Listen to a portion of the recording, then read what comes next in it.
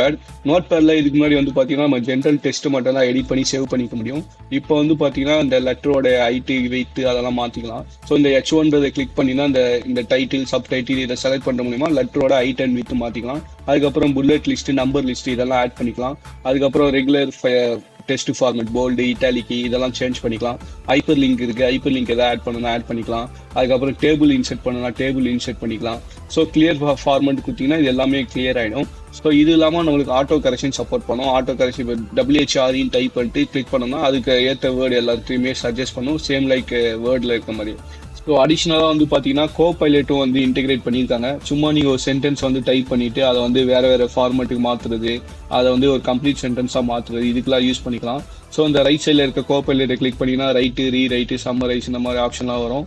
இல்லை இந்த சேஞ்ச் டோனில் போனீங்கன்னா நீங்கள் ஒரே சினாரியோ வந்து ஃபார்முலாவோ கேஷுவலாவோ நீங்கள் வந்து கன்வெர்ட் பண்ணிக்கிறதுக்கு யூஸ் பண்ணிக்கலாம். பட் இது எல்லாத்தையுமே